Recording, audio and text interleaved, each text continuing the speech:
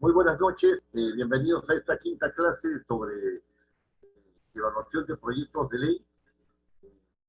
Esta, en esta ocasión vamos a empezar a aplicar los conocimientos vertidos en clases anteriores respecto de los proyectos de ley que han sido presentados ante el Parlamento. Dos acotaciones iniciales antes de entrar en materia, ¿no? La primera es que ustedes deben tener claro, como creo que lo tiene, ¿no? Que se trata ya de un producto elaborado, ¿no? Se supone en base a los criterios de técnica legislativa que, que, que son de conocimiento, ¿no? Es decir, este proyecto ha sido presentado en el Parlamento, ¿no? Y debe cumplir con algunas condiciones, pero ya está elaborado. O sea que lo que vamos a hacer es evaluarlo. En segundo lugar, este proyecto ha sufrido una parte del procedimiento legislativo. ¿Qué significa? El proyecto, si bien ha ingresado, ha pasado a la Oficialía Mayor de la Oficina de Recepción de Proyectos, de trámite, se llama así, de la mesa de trámite, ha pasado a la Oficialía Mayor o a la Secretaría General, como se le llame en los diferentes parlamentos, y la Secretaría General en razón de sus atribuciones, ha propuesto para que pase a una determinada comisión. Y en esa comisión, ¿no? Ya sea por decisión del oficial mayor o miembro de la mesa directiva, ¿no? Reciben el documento, ¿no? Y el presidente de la comisión, ¿no? El presidente de la comisión se entera de que ese documento ha ingresado y puede tener dos actitudes, es decir, que prosiga el trámite correspondiente dentro de la comisión, o si no decir, bueno, esta es una materia que no nos corresponde y por lo tanto nosotros no tenemos por qué aceptar este proyecto, ¿no? De ahí se derivan varias consecuencias, o sea, varias actitudes, ¿no? En el procedimiento, que no es el caso de detallar, pero lo que sí hay que tener muy en cuenta es que ese procedimiento eh, implica esa aceptación del presidente de la comisión, implica que va a iniciar un proceso de evaluación del proyecto, proceso de evaluación del proyecto. Les pido por favor que me disculpen. Ya, este, disculpen usted. Eh, el, el, tema ahí es que va a empezar una evaluación del proyecto y esa evaluación del proyecto tiene que hacerse en razón de las exigencias que el Parlamento pide, ¿no? Que el Parlamento pide para la fundamentación del proyecto. Es decir, lo que hay que evaluar no solamente es la parte resolutiva, sino que hay que evaluar si existe una fundamentación adecuada para que esa parte resolutiva eh, sea aceptada, ¿no es cierto? Primero por la comisión, o sea, merezca una opinión favorable de la comisión y después pase a elaborarse, después de la evaluación pase a elaborarse el proyecto de dictamen que será debatido por la comisión y una vez que sea aceptable para los miembros de la comisión se vote, ¿no? Y sea aprobado o desestimado si es que la comisión cree conveniente aceptar o no el dictamen. El dictamen. Entonces, vamos a empezar con el proyecto 6592-2020, ¿no? Siguiendo el orden de las reglas para la evaluación del proyecto que ustedes han recibido, ¿no es cierto? Jacquelina, muy buenas noches. Eh, Buenas este, noches. perdón, sí, este, este, este, este proyecto, ¿no? Es un proyecto que ha sido presentado el año 2020, ¿no? Entonces hay una cierta distancia, podemos evaluarlo con tranquilidad, ¿no? Muy bien. Eh, si seguimos las reglas de técnica legislativa, ¿no? Para la evaluación de proyectos de ley, la primera regla de técnica legislativa nos dice, ¿no? Nos pregunta, ¿no? Si se ha redactado la fórmula introductoria con precisión. La fórmula introductoria, ¿no?, es aquella que se refiere a los congresistas que suscriben, etcétera, o congresistas que suscriben. Es una fórmula introductoria, como ustedes ya han podido apreciar en el formato. Claro, este análisis de la fórmula introductoria, ¿no?, supone que esta fórmula introductoria va a tener alguna, en su análisis va a tener alguna consecuencia que puede ser de carácter negativo respecto del proyecto. Entonces, la mesa de partes lo recibió, el proyecto resulta que invoca el artículo 107 de la Constitución, en el caso de nuestra Constitución, ¿no? Y en el contenido hay una reforma constitucional. Entonces, ahí hay un tema que hay que tratar de resolver. O sea, se está incumpliendo no se está incumpliendo con un requisito de admisibilidad, ¿no? Y entonces, al no cumplirse con ese requisito de admisibilidad, porque lo que hay que invocar es el artículo 206, habría que ver qué corresponde según el reglamento del Congreso. Y ha llegado hasta esa instancia, ¿por qué ha llegado hasta esa instancia cuando la admisibilidad tiene que hacerse mesa de partes, etcétera, ¿no? Hay toda una reflexión al respecto. Pero vayamos a nuestro proyecto, ¿no? Vayamos a nuestro proyecto. Nuestro proyecto dice lo siguiente: los congresistas de la República, integrantes del grupo parlamentario Alianza para el Progreso, a iniciativa del congresista Percy Rivas Osejo, representante del departamento de Ayacucho, ejerciendo el derecho de iniciativa legislativa que le confieren los artículos 102 y 107 de la Constitución Política, y conforme a lo establecido en los artículos 75 y 76 del Reglamento del Congreso de la República, presente la siguiente propuesta legislativa. ¿Alguno de ustedes tiene algún comentario o alguna observación que hacer sobre esta fórmula introductoria al proyecto de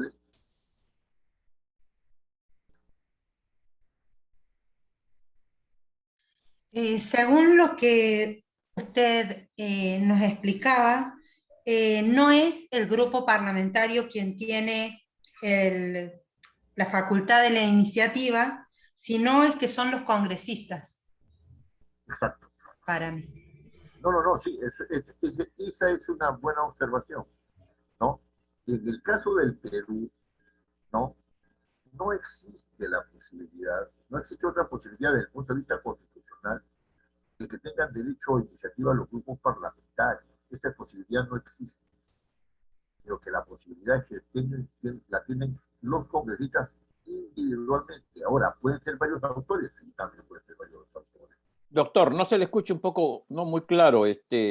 Parece que tiene dos parlantes, el parlante de la computadora y el parlante externo de repente están funcionando. Uno o los dos tiene que irse. A ver. Lo que hace réplica. ¿Ahora me escucha mejor?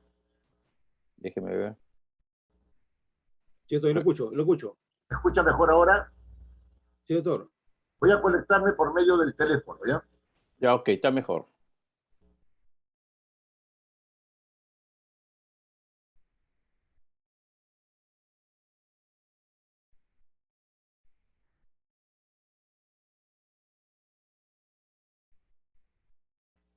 Doctor Oviedo.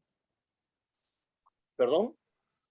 Doctor Oviedo, ahí solamente hay, al inicio hay un error de que los congresistas, es el congresista, o sea, no serían el congresista, porque solamente está presentando él.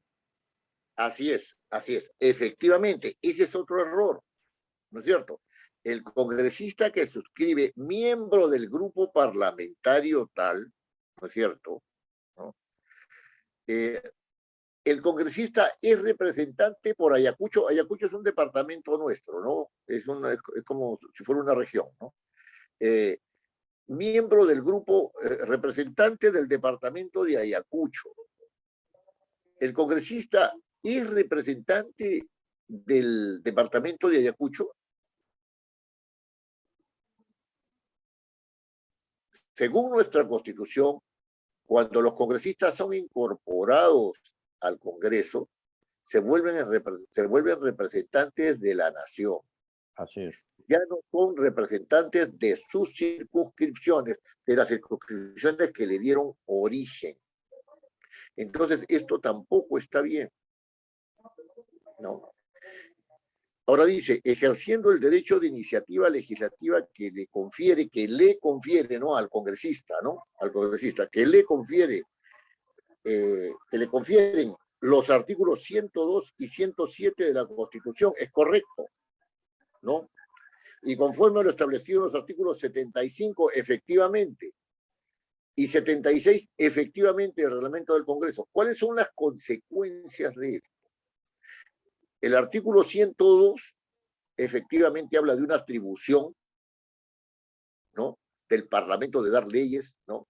Interpretarlas, modificarlas o derogarlas. Efectivamente, está muy bien. Él es miembro del Parlamento. Perfecto. Ahora, el artículo 107 específicamente le da la atribución. Está bajo esa cobertura. Correcto. El artículo 75, ¿no? Se refiere a aspectos relacionados con condiciones de la presentación del proyecto de ley. Es decir, el proyecto de ley debe tener una exposición de motivos, debe estar fundamentado, debe decirse cuál es el problema, debe decirse cuál es su impacto normativo, cuál es su análisis costo-beneficio, cuál es el análisis de impacto ambiental, ahora está dentro del análisis de costo-beneficio, ¿no? Si está bien armado en cuanto a su secuencia, a la secuencia lógica de su texto, es decir, de los artículos, ¿no? Y además, si hay algunas opiniones al respecto que tienen que ser consideradas, ¿no? O sea, el parlamentario, al invocar el artículo 75 del reglamento, es consciente de que tiene que tener en cuenta esos requisitos, ¿no?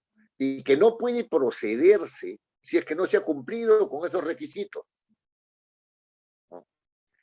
Y en cuanto al 76, efectivamente el 76 tiene que ver, pero solamente tiene que ver el 76E, el inciso E del artículo 76, porque las demás disposiciones contenidas en el artículo 76 tienen que ver con las iniciativas que no son del Parlamento, sino del Poder Ejecutivo. ¿Se dan cuenta? Entonces, o decimos 76E, ¿no es cierto? O hay una imprecisión, ¿no? O hay una imprecisión. Entonces, esta fórmula, digamos que desde el punto de vista de sus implicancias de carácter normativo, ¿no? Apunta a dos aspectos. La primera es que hay un amparo constitucional, que en este caso está muy bien, y en segundo lugar, que haya un amparo también reglamentario, ¿no? Pero ese amparo reglamentario en este caso adolece de falta de precisión, ¿no? Adolece de falta de precisión. Entonces esa fórmula está mal hecha, habría que rehacerla, ¿no? Habría que rehacerla. Pero digamos que si se trata de evaluar el proyecto, hay un error ahí, pero es un error subsanable, ¿no? Es un error subsanable, ¿no? Habría que llamarle la atención al congresista en el sentido de llamar a su atención el hecho de que él es el titular, ¿no? de la iniciativa y que no hay titularidad de iniciativa para el grupo parlamentario. Muy bien, el tipo de iniciativa es proyecto de ley, eso está correcto, ¿no? Pero después no se coloca la fórmula introductoria a la propuesta propiamente normativa. El Congreso de la República ha dado la ley siguiente. Entonces, el título, ¿no? Ley que declara de necesidad pública e interés nacional el financiamiento y construcción del puente San Francisco en la red vial nacional, ruta tal, la Quinoa Tambo San Francisco, ¿no?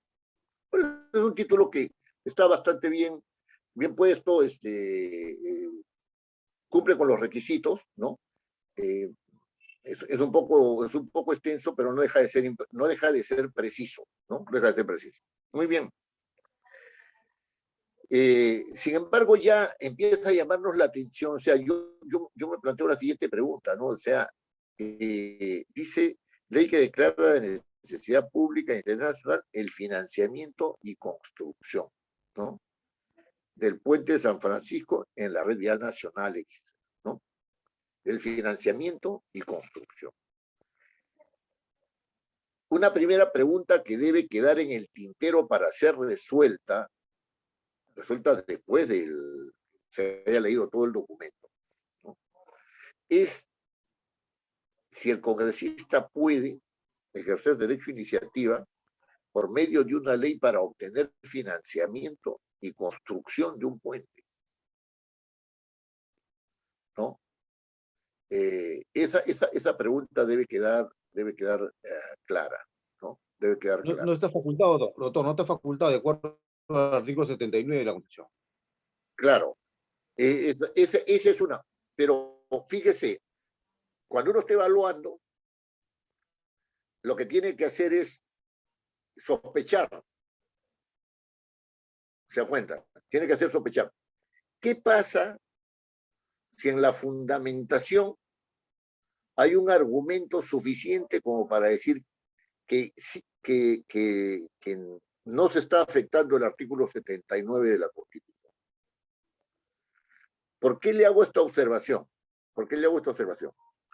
Porque una ley de carácter tributario, ¿no? Una ley de carácter tributario evidentemente, ¿no es cierto?, puede ser propuesta por un congresista, ¿no? Pero requiere del informe del Ministerio de Economía y Finanzas que la apoye, ¿no es cierto? Le pueden decir, señor, usted es congresista y no puede hacer eso. No, si tengo el informe del Ministerio de Economía y Finanzas, salvado. ¿Se da cuenta? No tiene el apoyo del Ministerio de Economía y Finanzas, pero dice, ¿saben qué? Esta ley va a entrar en vigencia el 1 de enero, o sea, con el nuevo presupuesto, ¿ya? Y entonces, cuando se esté debatiendo el presupuesto, ¿no? Este proyecto de ley ya va a estar aprobado y entonces el Ejecutivo tiene que meter este proyecto en la ley de presupuesto. Puede ser que den estos argumentos, ¿no? Entonces, cuando uno esté evaluando y lee la parte resolutiva, tiene que entrar, como diría un viejo amigo mío, que lastimosamente ya falleció, hay que tener una sana actitud de sospecha, ¿no? Cuando uno esté evaluando. Vamos a ver si se resuelve esto o si no se resuelve, porque de repente Josafat, con el olfato que tiene, ha dado en el clavo y dice, no, acá hay un problema de gasto público y se acabó el cuento, ¿no? Pero vamos a ver qué dice la fundamentación. Vamos a ver, ¿no? El artículo dice lo siguiente. Declararse de necesidad pública e interés nacional, ¿no? Declaración de necesidad pública e interés nacional.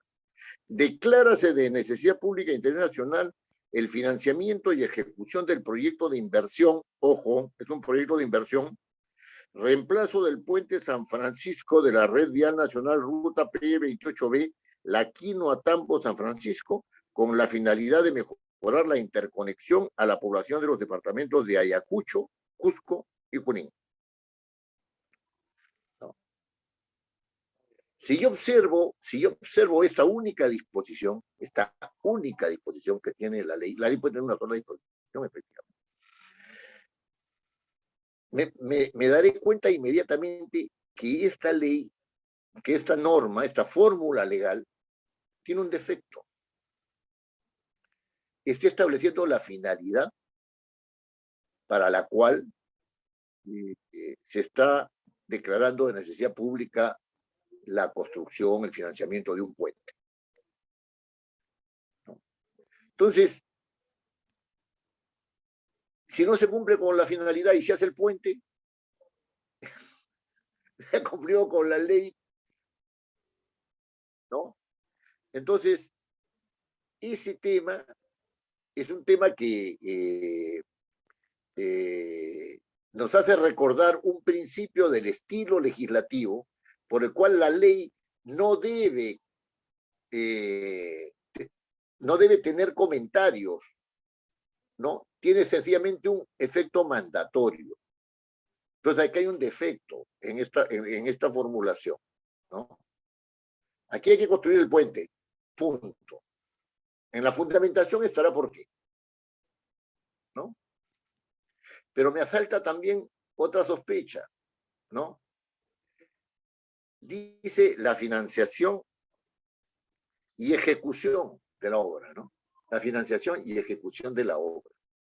O sea, sigue persistiendo esta iniciativa, ¿no? En la disposición de fondos, ¿no? Ya en su parte propiamente resolutiva, en la disposición de fondos, ¿no? Entonces, la pregunta que me hago yo es, ¿este proyecto, que es un proyecto de inversión, según lo dice la propia norma, es competencia del Poder Legislativo o del Poder Ejecutivo? Dejo esa segunda pregunta. Tomo nota de esa segunda pregunta. ¿Hay gasto público? ¿Sí o no? Segunda pregunta. ¿Esto es del ámbito propio del Parlamento? O sea, ¿el Parlamento puede legislar sobre esto o es un asunto del ámbito del Poder Ejecutivo? Está de por medio del principio de separación de poderes. ¿No es cierto? El principio de separación de poderes está de por medio en esta segunda pregunta. Y entonces, habiendo notado algunos defectos en la parte introductoria, ¿no? Yo noto, ¿no es cierto?, que hay preguntas que tengo que resolver, a las cuales el proyecto tiene que dar solución, o sea, quien ha elaborado el proyecto, obviamente, ¿no? Tiene que dar solución, porque son dudas que si no se absuelven, viciarían el proyecto, o sea, no podría darse este proyecto. No podría darse este proyecto. Estoy apuntando a si debe seguir o si no debe seguir el procedimiento, por eso lo estoy evaluando. Ya estoy yo en la comisión. ¿Se da cuenta? Ya estoy yo en la comisión. Voy a elaborar un dictamen, ¿no? Como soy asesor, voy a elaborar un predictamen, un predespacho, ¿no? ¿Para qué? Para que lo discutan los señores congresistas, ¿no es cierto? O los señores representantes, diputados o senadores, ¿no es cierto? Para que lo discutan y vean, ¿no es cierto?, si lo aprueban en los términos en los cuales yo he presentado, si le hacen alguna variación o si no lo aprueban y quieren otro tipo de dictamen, ¿no? Pero yo tengo que resolver esos dos problemas que me vienen inmediatamente a la mente, ¿no? Están incurriendo en la prohibición de gastos. Segundo, están incurriendo en la violación de un principio que es un principio político de separación de poderes que está plasmado en la Constitución cuando se dice al legislativo le corresponde esto y al ejecutivo le corresponde lo otro. ¿Ya? Entonces, vamos a ver si estos interrogantes que me han surgido de la parte de presentación del proyecto son absueltos en la parte de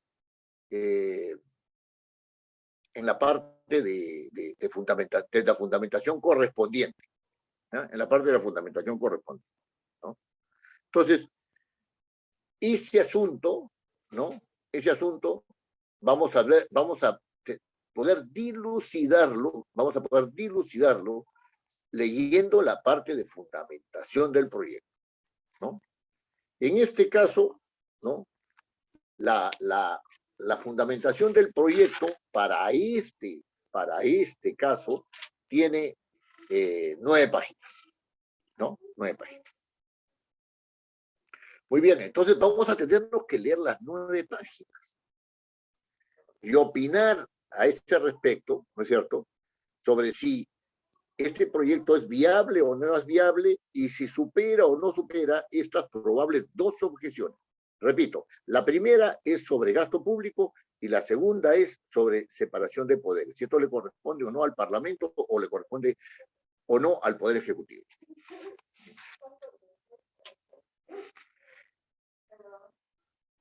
En la exposición de motivos se dice lo siguiente, ¿no? El Ministerio de Transportes y Comunicaciones, en su condición de órgano rector y promotor de eficientes sistemas de infraestructura vial, aérea, marítimo y fluvial, y de redes de telecomunicaciones integradoras, así como competente en los procesos de concesión de cargo, ¿no? Está mal redactado, ¿no?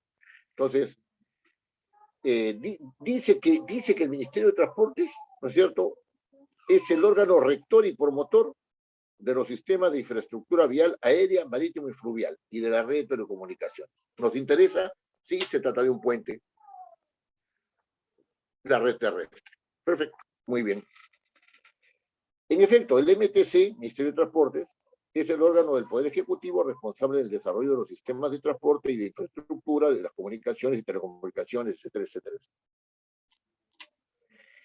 Al respecto, es pertinente precisar que en relación al transporte terrestre, ¿no?, el Ministerio de Transportes y Comunicaciones es una entidad que ejecuta y promueve iniciativas destinadas a la construcción de nuevas carreteras, ¿no?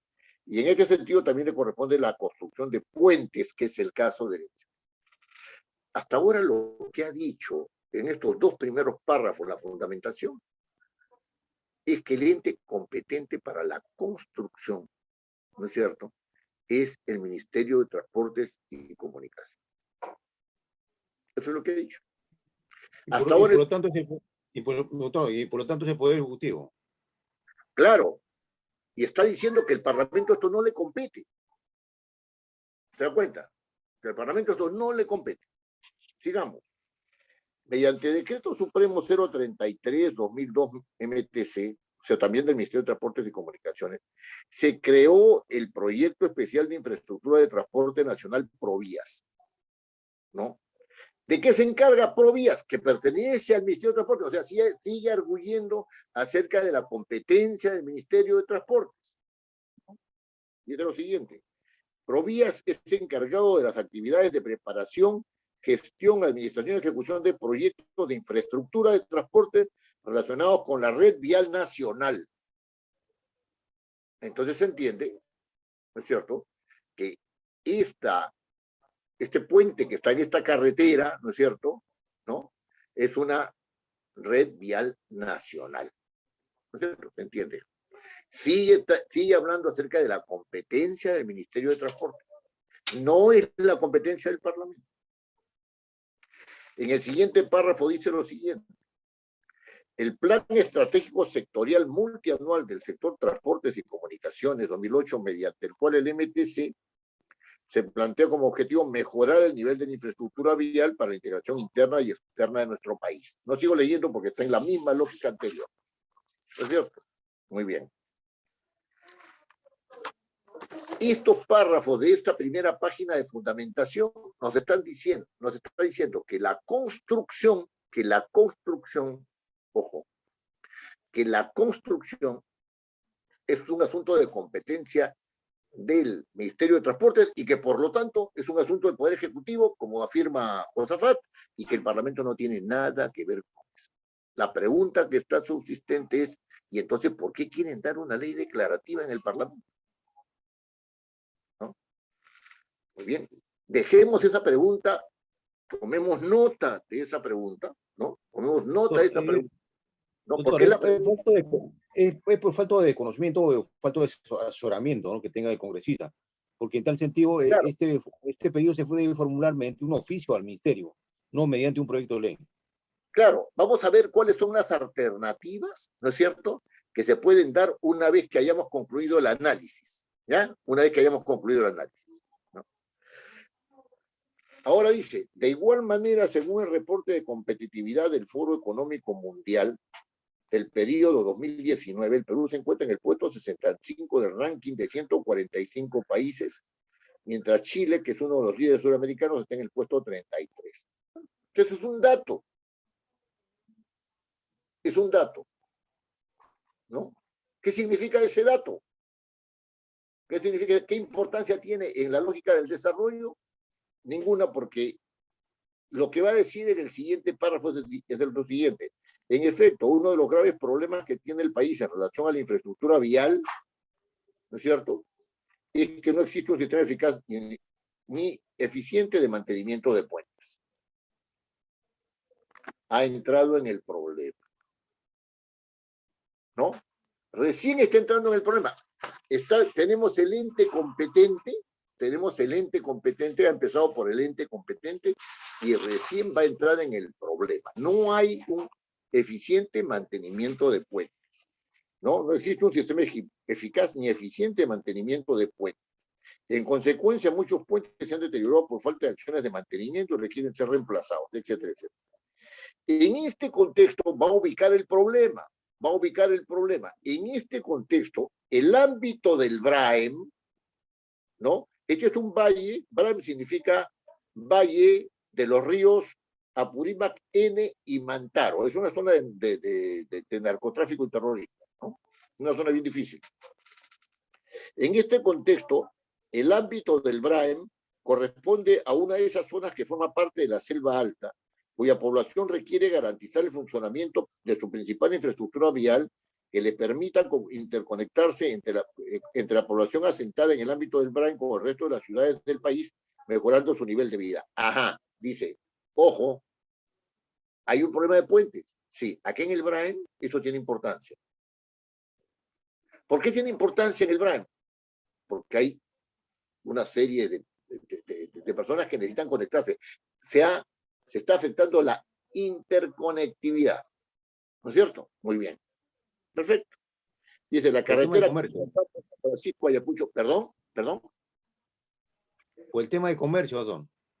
No solamente por el tema del comercio. Hay un tema también de interconectividad cultural, porque ahí hay asentamientos ayanín, hay minorías étnicas también ahí. Bueno, pero es cierto, ¿no? Lo que acaba de decir. Entonces, la carretera Quinoa-Tambo-San Francisco, ¿no es cierto? San Francisco, por si acaso, en Ayacucho, ¿no? Incluye un puente de vital importancia que le permita la interconexión con la localidad de Quimbiri, comprensión del departamento del Cusco, etcétera, etcétera. Sigue el problema de interconectividad. Ahora, y resulta que no solamente es en el BRAEM, sino que también está relacionado con el Cusco. ¿No es cierto? Muy bien.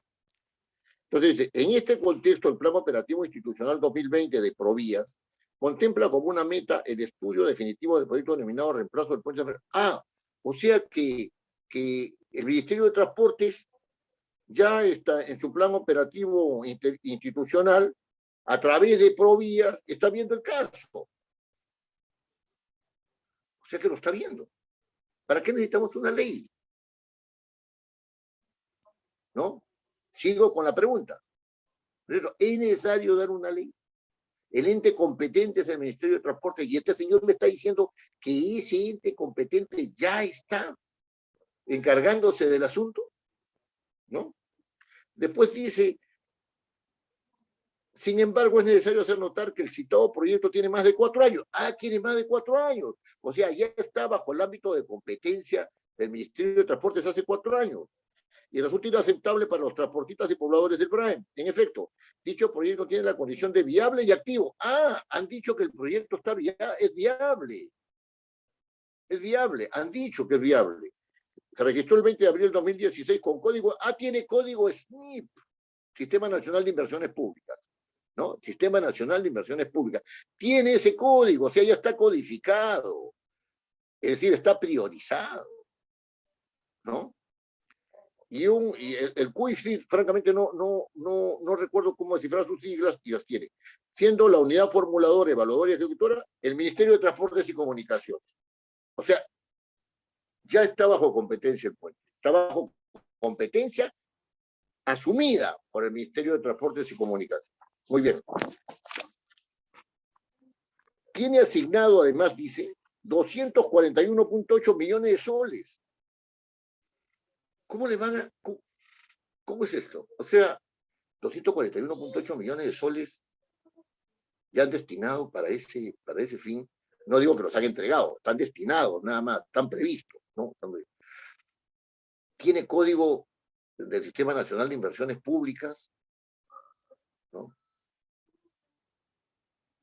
Está dentro del plan de Provías, el Ministerio de Transportes está haciendo cargo de este asunto, pero lo que le importa a este señor es que se ha demorado 4 años y eso no puede ser posible. Este es un problema de gestión. Es un problema de gestión. Si es un problema de gestión, le pertenece al Poder Ejecutivo.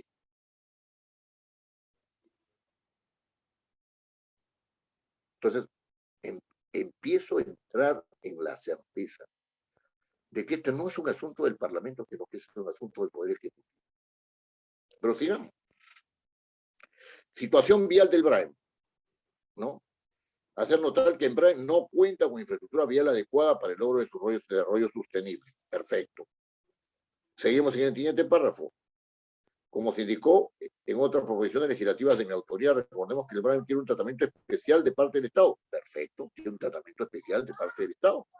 ¿No es cierto? Mediante el decreto supremo 03, etcétera, se declaró la necesidad pública y preferente internacional del esquema de intervención estratégica denominado una opción de paz y desarrollo en la ciudad para el Valle de los Ríos, Apurímac y Ñeque.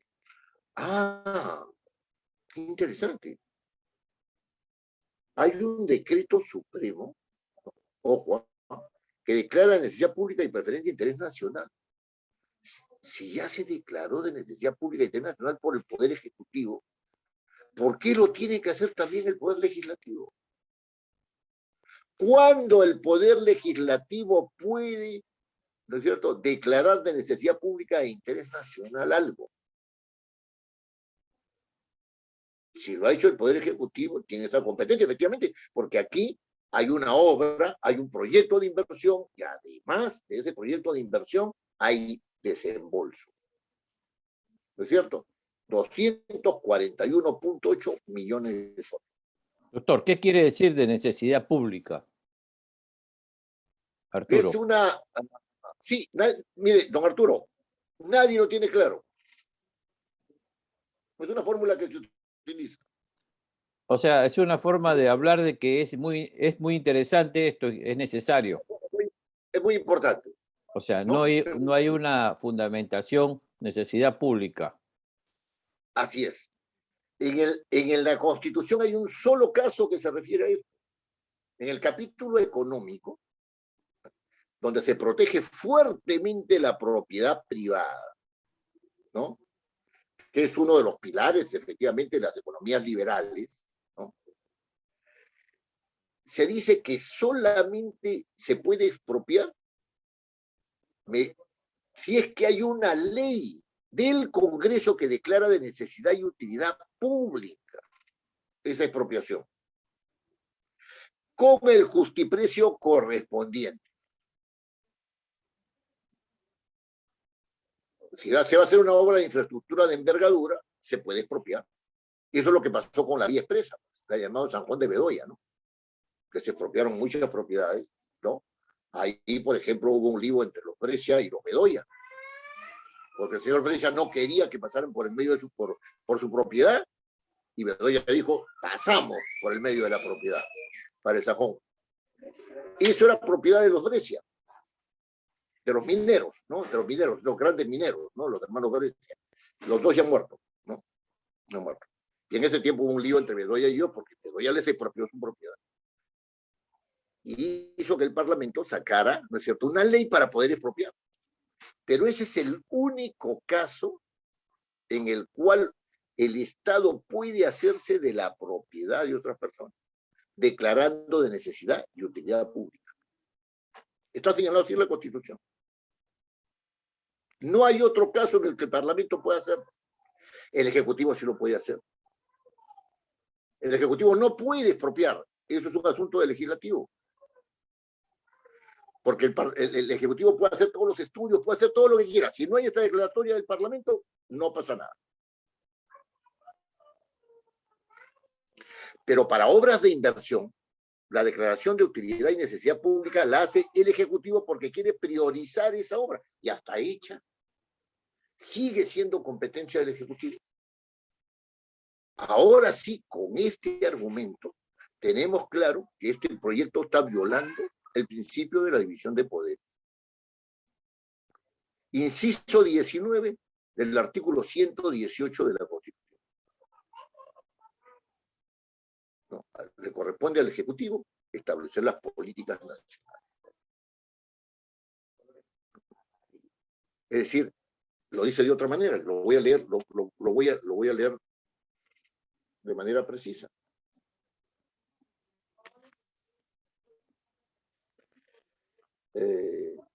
Perdón, es el inciso 17. Dice, administrar la hacienda pública. Yo realizo una obra, tengo que desembolsar, esa es una administración pues, de la hacienda pública. ¿Se dan cuenta? Ese es un asunto del Poder Ejecutivo.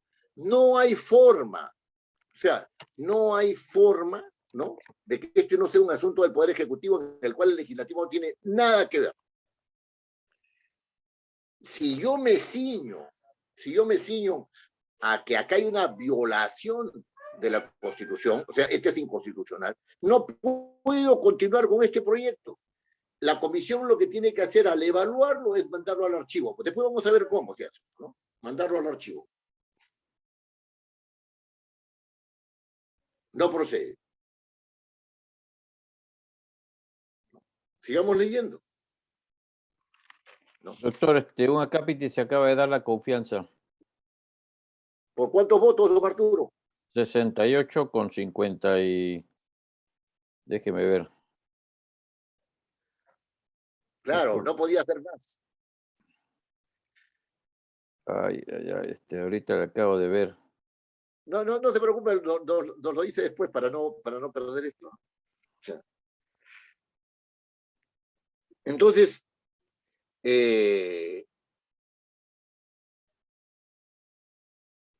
más adelante, este mismo documento, ¿no?, esta misma fundamentación dice lo siguiente: en el ámbito del BRAEM, se estima que existen alrededor 340 comunidades nativas de las etnias machiguengas, ayánencas, nomaxiguengas, ¿no?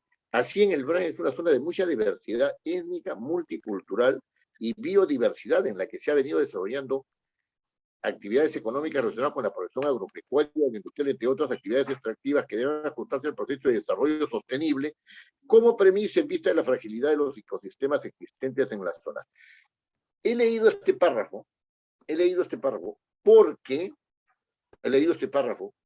porque en ningún momento de la fundamentación se alude ni al narcotráfico ni al terrorismo que sí hay en esa zona. ¿Cómo sabemos que este puente, ¿no?, va a favorecer el transcurso de personas? Es un video, ¿no?, mexicano que ya ha dado vueltas al por favor, varias veces, ¿podrían apagar su pero no pude celular? contener mis ganas de ponerle Don Arturo. mi voz. Don Arturo. Sí. ¿Quién está con el celular prendido? Porque hay alguien que está con el celular prendido. No. Bueno, ya no. Bueno, entonces el punto es este, ¿no? Que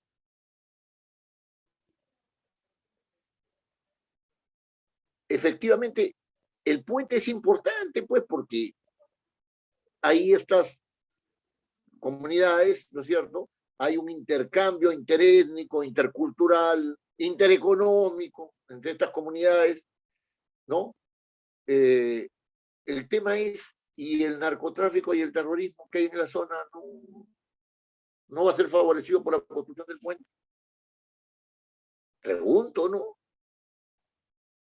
Porque es responsabilidad del legislador, también merece. ¿De quién es esa decisión de tomar un puente, ¿no es cierto? Decir, lo voy a construir, pero mejor no lo construyo. Por las razones que van más allá de los asuntos económicos, culturales, etcétera, sino que tienen que ver con asuntos del tráfico de estupefacientes, del tráfico de insumos, etcétera, etcétera. ¿No? Bueno, pero aquí ya se ha priorizado que se va a construir el puente. Ya está ahí. Ya está que se va a construir el puente. Y esta decisión, ¿no es cierto?, de construirlo porque hay relaciones económicas, etcétera, interétnicas, etcétera, etcétera, es un argumento para hacerlo. Pero es un argumento para hacerlo, nada más. No es un argumento para que el Parlamento lo haga. Ese es un asunto del Poder Ejecutivo, ¿no? Entonces, aquí hay... es como si hubiera un desenfoque, ¿no es cierto? Es como si hubiera un desenfoque, ¿no? Es decir, lo tiene que hacer el Ejecutivo todo el rato. Sabemos que lo tiene que hacer el Ejecutivo, pero nosotros vamos a lanzar nuestra ley también, ¿no? Nosotros queremos ver cómo aquí se debe esto.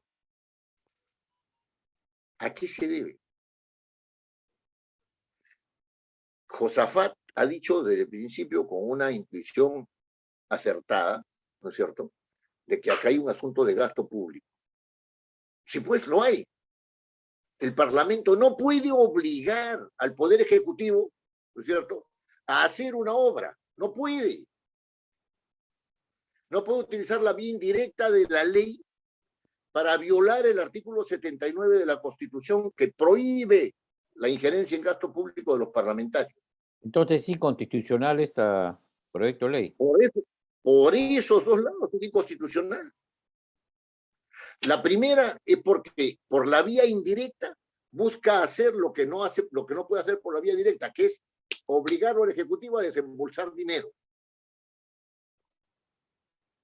Y por la vía directa, ¿no es cierto?, sencillamente se inmiscuye en algo que es decisión del Poder Ejecutivo. Estamos hablando de que el Poder Ejecutivo tiene que disponer, ¿no?, de 248, si no me equivoco, no, 241.8 millones. Tiene que hacerlo. El Ejecutivo ha dicho, ya, pues está bien, lo voy a hacer. Es mi asunto, tú no te metas en esto. Y efectivamente lo estaba haciendo. No tienes por qué obligarme a esto. No. Muy bien. Podemos continuar, ¿no es cierto?, con más argumentos acerca del puente de San Francisco, pero yo creo que hemos dado los argumentos suficientes. Sin embargo, quiero leer uno de los últimos párrafos, ¿no es cierto?, del proyecto de ley que se ha presentado, que dice lo siguiente. La zona del Braem, estoy hablando de la parte que se refiere a conclusión, ¿no? La zona del Braem actualmente no cuenta con las condiciones adecuadas de conectividad, debido a que su principal vía de acceso, que es la vía Quino a Tambo San Francisco, aún continúa en proceso de ejecución. Ojo, ¿cómo? No era que se iba a ejecutar, no, ya está en proceso de ejecución, ¿no es cierto? Habiendo transcurrido más de 10 años desde el inicio de su ejecución de asfalto definitivo. De igual manera debemos sumar, o sea, la pista está hecha, lo que falta es asfaltarla. Ya. De igual manera debemos sumar el deterioro del puente San Francisco, que no cumple con las condiciones estructurales que establece la normativa, ya que opera bajo cargas de diseño menores de carga vigente y no cumple con las condiciones estructurales ni funcionales de transporte de carga y pasajeros, etcétera, etcétera, etcétera, ¿no? Ahora, en este sentido, fíjense qué interesante esta última frase de esta parte. En este sentido, es pertinente exhortar al Poder Ejecutivo, con la finalidad que el proyecto de inversión que se elaboró con tal fin tenga la atención preferente de parte del Ministerio de Transportes y Comunicaciones. Pregunta: ¿desde cuándo una ley es exhortativa? Nunca. La ley es mandatoria, no es exhortativa. En esta misma fundamentación está el sentido de la declaración que se pretende hacer. La declaración no está dada por un documento exhortativo, sino que está dado por una presunta ley declarativa. Presunta ley y declarativa, ¿no? Entonces, ¿qué sucede? Que este hecho de darle una ley declarativa obedece a una decisión de carácter político. Las personas que han elaborado este proyecto de ley, ¿no es cierto?, están diciendo: nosotros vamos a obligar al Poder Ejecutivo mediante una ley porque la ley es mandatoria. No importa si incurrimos en un asunto de gasto público. No importa si nos metemos en las decisiones del Poder Ejecutivo. No importa si violamos la Constitución. Puede ser por ignorancia también, pero no importa. Pero no importa. ¿No? Y entonces, pero lo que queremos no siquiera mandarlo, lo que queremos sencillamente es exhortarlo. Lo dicen los fundamentos. Lo dicen los fundamentos. Y entonces, al querer fundamentarlo de esa manera, nosotros descubrimos que se trata de una decisión política para decirle al Ejecutivo, yo quiero que tú hagas esto, pero lo voy a hacer mediante una ley, porque no encontraron otro medio. Entonces esta declaración lo va a obligar a que hagan el puente. Y no se dan cuenta de que este no es un asunto de ley, sino un asunto de gestión. El puente tiene código SNIP, el puente tiene dinero destinado, no digo asignado, pero no. El puente, ¿no?, es de la competencia del Ministerio de Transporte y esa competencia está asumida, ¿no es cierto? Y el Parlamento quiere decirle al Ejecutivo, hazlo como yo quiero, cuanto antes. El hecho de que quiera decirlo, ¿no?, está muy bien, pero que quiera hacerlo por una ley, no está bien, pues, porque hay esas dos violaciones constitucionales, ¿no es cierto? Y además el Ejecutivo, ¿no?, y esto es un agravante, ya está en el asunto. Es un tema de gestión. Es un tema de gestión. Fíjense bien lo que dice acá, sobre efectos de las normas sobre la legislación nacional. Efectos de las normas sobre la legislación nacional. Para cumplir con ese acápite, pues no, que dice el reglamento, ponen ahí un título que dice efectos de las normas sobre la legislación nacional. Y dice lo siguiente. La presente proposición legislativa no modifica ni contraviene ninguna norma. Sí, señor, sí contraviene. Dos normas constitucionales, ¿no? Pues está en concordancia con el ordenamiento constitucional. No está en concordancia con el ordenamiento constitucional. Su carácter declarativo, fíjense bien, su carácter declarativo solo busca llamar la atención del Poder Ejecutivo. Ese mismo lo dice. Solo busca llamar la atención del Poder Ejecutivo. En ese sentido, de llamado de atención, declara de interés nacional y necesidad pública el financiamiento, etcétera, etcétera, etcétera, del puente, etcétera, etcétera. Esto evidentemente no es un análisis de impacto normativo. ¿Y saben qué? No puede ser un análisis de impacto normativo, porque no hay impacto normativo, porque esta ley no tiene absolutamente no tiene naturaleza de ley. Esta propuesta no es la propuesta de una ley, es la propuesta de un deseo político que no requiere de una fórmula legal. No hay materia legislable acá. No hay materia legislable.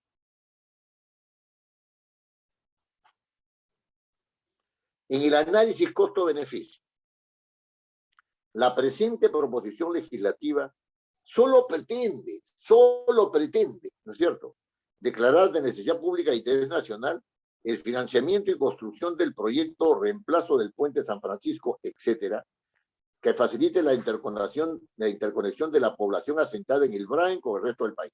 La norma busca reforzar la iniciativa del Poder Ejecutivo e iniciar el proyecto de inversión que conlleve finalmente a la conclusión del expediente técnico y ejecución física de la referida infraestructura vial. Esto es lo que se quiere, pero esto no tiene que ver nada con el costo-beneficio. Los beneficios de contar con el puente como un componente de la carretera nacional Quino-Atambo-San Francisco se resumen en una mejora sustancial de interconectividad de la población y mejora los niveles de competitividad regional. Asimismo, contribuye con el desarrollo sostenible y regional en la zona del Brain, generando condiciones para el desarrollo de nuevas actividades económicas. De igual modo, podemos indicar que el reemplazo del puente como un componente vital de interconexión impacta positivamente en mejorar los niveles de transitividad vial, reducir los costos de servicios de transporte de pasajeros y de carga, reducir los índices probables de accidentes al tener un nuevo puente, menor tiempo de circulación vehicular, así como menores costos de operación vehicular. Finalmente, el reemplazo del puente de San Francisco beneficiará directamente a las poblaciones de San Francisco, en Ayacucho, Quimbiri y en Cusco, así como toda la población del Brain que hace uso de esta vía nacional para conectarse con el resto del país. Estos son pobladores de 3 departamentos vecinos, Ayacucho, Cusco y Junín. Esto es un análisis de costo-beneficio. Es una enumeración de probables beneficios que no están garantizados por ningún argumento. Va a ser así, pues. Va a ser así. Lo que yo me pregunto es, ¿qué beneficios habrá visto, no es cierto, el Ministerio de Economía y Finanzas, ¿no? ¿Y qué beneficios, para designarle, qué beneficios habrá visto? ¿Y qué beneficios habrá visto el Ministerio de Transportes y de qué tipo?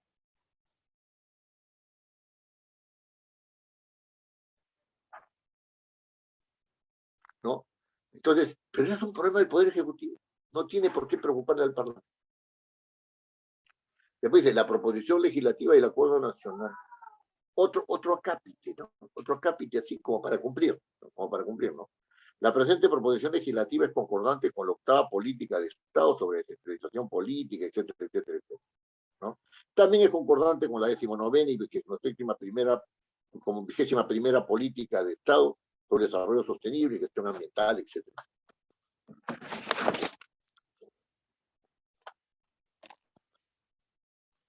Los argumentos para sostener la viabilidad del proyecto, ¿no? Son argumentos que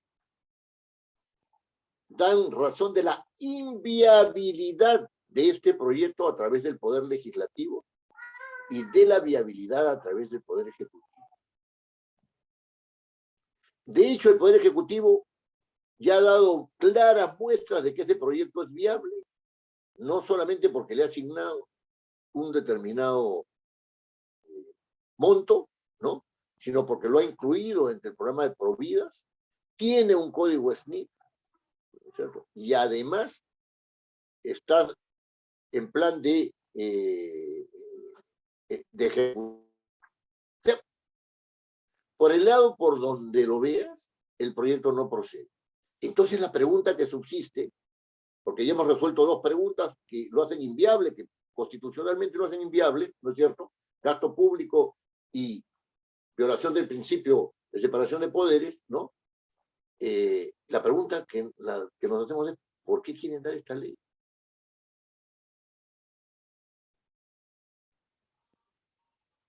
Y quieren dar esta ley por una decisión de carácter político.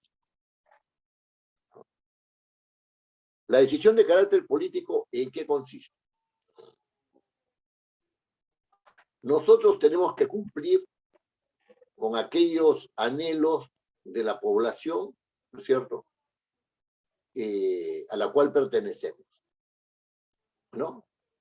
Y entonces tenemos que presionar al Ejecutivo para que el Ejecutivo cumpla con, en este caso, un anhelo que es la construcción de este puente, el reemplazo del puente de esta carretera.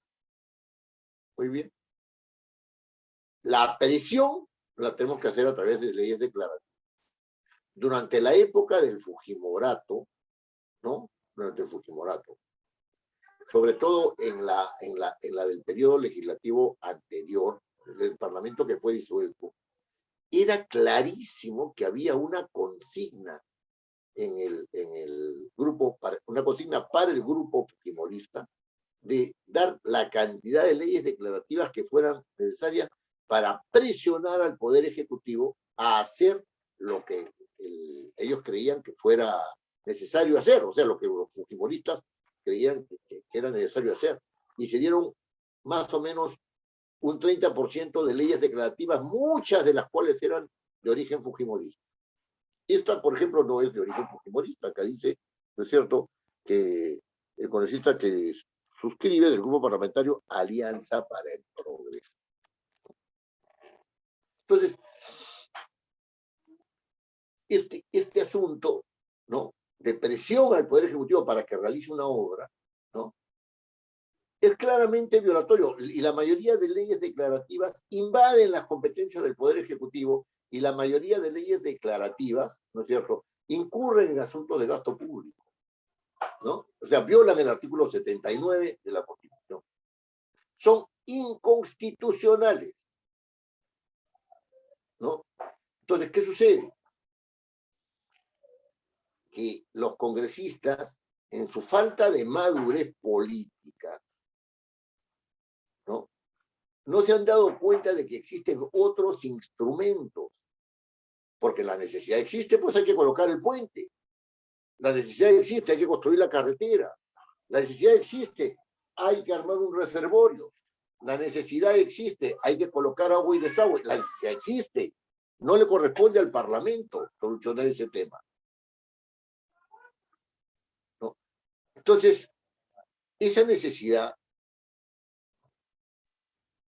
si quiere ser apoyada desde el Parlamento, tiene que hacerlo a través del canal respectivo. Don Josafat hablaba de que para esto bastaba un pedido pidiéndole al Poder Ejecutivo, ¿no es cierto?, que acelerara las obras relacionadas con el puente, ¿no es cierto?, de que está en el Braem, ¿no?, en razón de que ya se han avanzado todos estos pasos en el propio Poder Ejecutivo y que lo que habría que hacer es culminar con el proceso. Correcto. Pero los pedidos tienen un carácter individual. ¿Y entonces qué otra salida hay?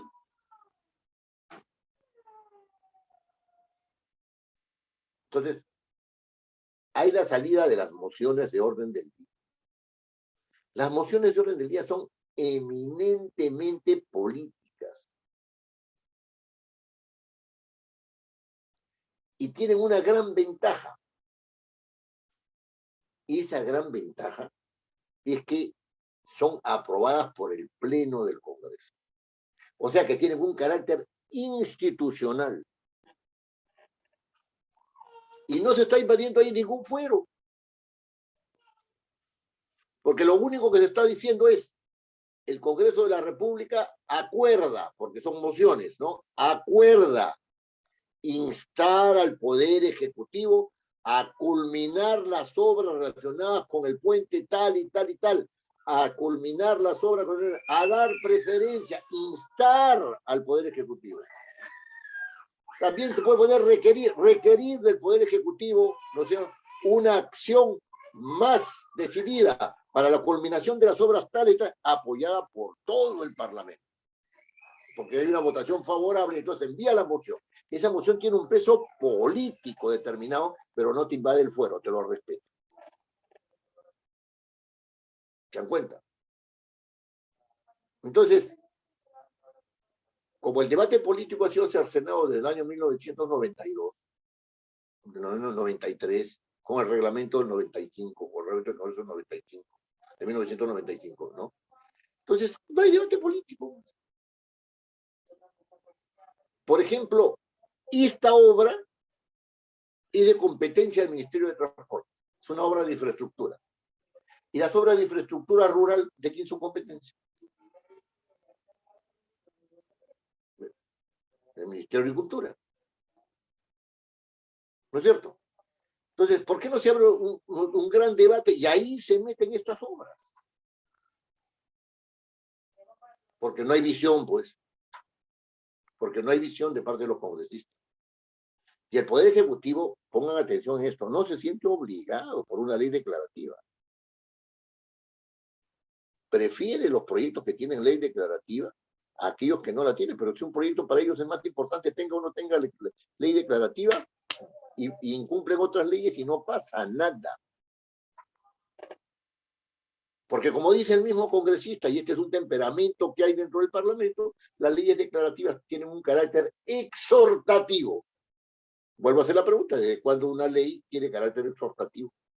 Nunca. Bueno, son 7:41, hacemos 10 minutos de intermedio y continuamos. Vamos a continuar con la clase. haciendo un recorrido por las reglas de técnica legislativa para ver cómo es que se está, cómo es que se están utilizando, ¿no es cierto? ¿No?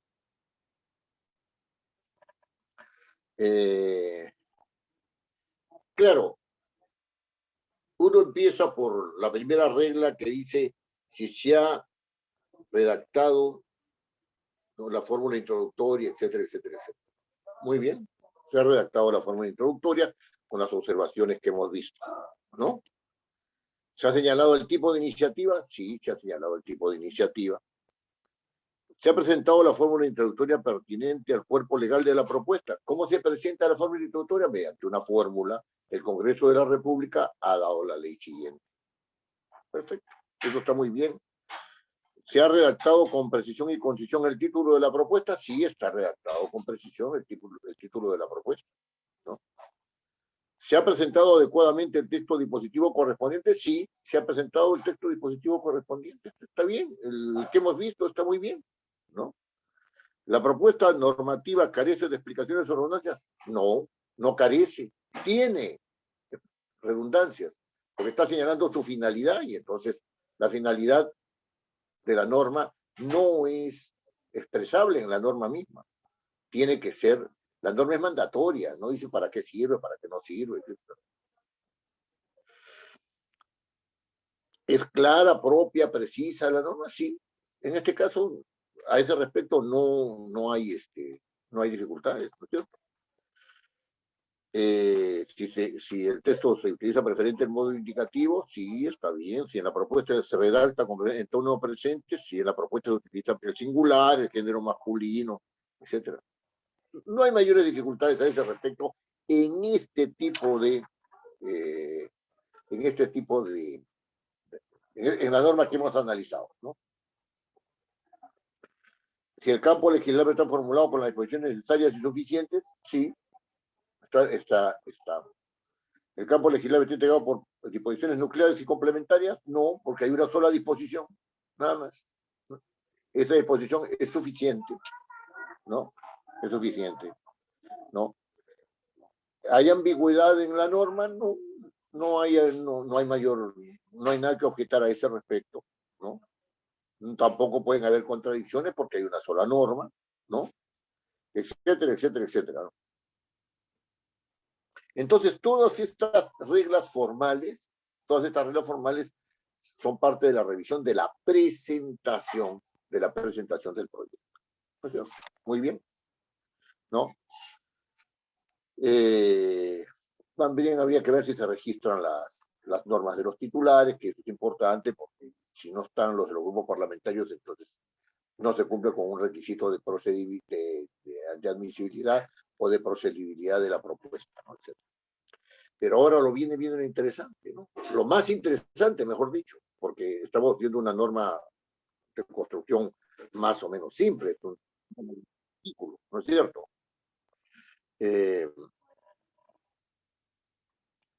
¿Se establece con precisión el problema que se pretende resolver?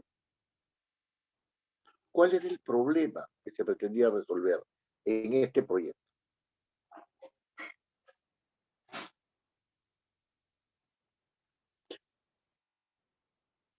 Reemplazar un puente, ese no es el problema, esa es la solución.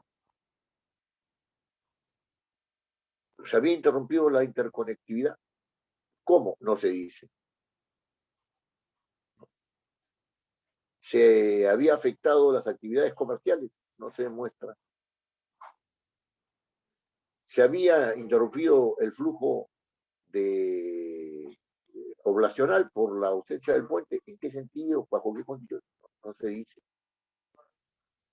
¿Se había interrumpido el flujo de movilidad en el sentido de tránsito, de tráfico de carga, ¿no? Por medio de camiones, etcétera? Obviamente sí. Pero, ¿qué significado tiene eso? No hay. ¿Cuál es el problema? El problema es que el puente no está construido. Si el problema es que el puente no está construido, hay todos los argumentos hay todos los argumentos en ese proyecto de ley para decir que se estaba en el proceso de construcción de ese puente. Todos los argumentos. Entonces, no hay problema. Por lo menos, y eso es lo que importa a quien está elaborando un proyecto de ley, a quien está evaluando el proyecto de ley, ¿no es cierto? ¿No? Es un problema que no es competencia del Poder Legislativo. Es un problema de gestión, es un problema del Poder Ejecutivo. ¿No? Se determina si hay materia legislable. Se ha determinado si hay materia legislable. Como no se sabe cuál es el problema, mejor dicho, como se entiende que el problema es un problema de gestión, ¿no? Se quiere dar una ley sin materia legislable. Increíble. Se quiere una ley sin materia legislable. ¿Hay agente habilitado para esta propuesta? Es decir, el congresista está habilitado para hacer una propuesta de esta. No está habilitado para hacer una propuesta como esta. ¿Y saben por qué? Porque las leyes, la dación de leyes, su interpretación, su modificación o su derogación están sujetas a constitucionalidad. Y si se han violado dos disposiciones constitucionales, ¿no es cierto? ¿Cómo puede haber agente habilitado? El agente puede estar habilitado, pero va a actuar inconstitucionalmente. No puede, pues, hacerlo. Porque esa condición es una condición sine qua non, o sea, sin la cual no se puede ejercer. No se puede ejercer la atribución que le da la Constitución al congresista, ¿no es cierto? Ese derecho, ¿no es cierto? Ese derecho que le da al congresista de presentar proyectos de ley. ¿Invade competencias de otros fueros? Sí, pues, sí las invade. En este caso, ese proyecto de ley está invadiendo las competencias del Poder Ejecutivo. Si se aprobara, sería una clara invasión. ¿No? Oye, la propuesta transgrede competencias de ambos los territoriales con reserva constitucional, esta regla no se aplica. Si la fórmula diseñada es contraria a tratados internacionales, tampoco se aplica. Si la disposición propuesta contradice fallos del Tribunal Constitucional, tampoco se aplica. Si la propuesta genera modificadas, esa sí se aplica. Por las razones que ya hemos dado. Si la propuesta cumple con los requisitos requeridos para otorgar tratamiento tributario, no tiene que ver nada con materia tributaria este proyecto. Si la propuesta cumple con los requisitos requeridos para otorgar tratamiento tributario, perdón, si la iniciativa modifica y cómo la legislación de rango legal existente no modifica. Perfecto. Si se establece qué impacto tendría la propuesta sobre los grupos bajo sus alcances y cuánto costaría aprobarse, este argumento no se puede dar. No sé si me logro explicar cuando digo no se puede dar. No se puede dar porque no, en la fundamentación no hay datos, no se puede cumplir con esta regla. ¿No? Impacto ambiental, interesantísimo, ¿no? Como en una zona como esa, un proyecto de ley no puede tener impacto ambiental, ¿no? Y se ha indagado la opinión, no hay nada que lo indique, ¿no? Se ha consultado si se trata de materia legislable en otros ordenamientos jurídicos, eso no se ha visto, ¿no es cierto? Y hay algunas conclusiones, ¿no es cierto?, que son conclusiones donde se dice que tiene esto un carácter exhortativo, llamar la atención del Poder Ejecutivo, ¿no? Muy bien. ¿A qué conclusiones llegamos? Llegamos a la conclusión de que este proyecto no es viable porque es inconstitucional. No es viable, ¿no es cierto?, porque es competencia del Poder Ejecutivo. No es viable porque ya el Poder Ejecutivo se ha ocupado del asunto y el Parlamento no tiene nada que hacer. En razón de estas conclusiones, tiene que mirarse el proyecto, ¿no es cierto?, nuevamente y decir que no procede. Y en consecuencia hay que elaborar un predictamen donde se den los argumentos que estoy dando en este momento, pero un poco más desarrollados, y se diga, ¿sabe qué, señor? El proyecto no es viable, ¿no es cierto? Y por lo tanto, se sugiere a la comisión, ¿no es cierto?, que apruebe desestimarlo, ¿no? Si la comisión lo desestima, o sea, se aprueba el dictamen aprobado, porque el predictamen se convierte en dictamen cuando es aprobado, el dictamen aprobado, ¿no es cierto?, enviará el proyecto al archivo. ¿Por qué les he hecho este rápido recorrido por las reglas? Porque si bien las reglas tienen un carácter sucesivo, ¿no? No siempre se aplican todas las reglas. Y en el caso de las normas de carácter constitucional, basta con que haya una regla que indique violación de la Constitución para que no proceda el proyecto. La evaluación del proyecto va a indicar no.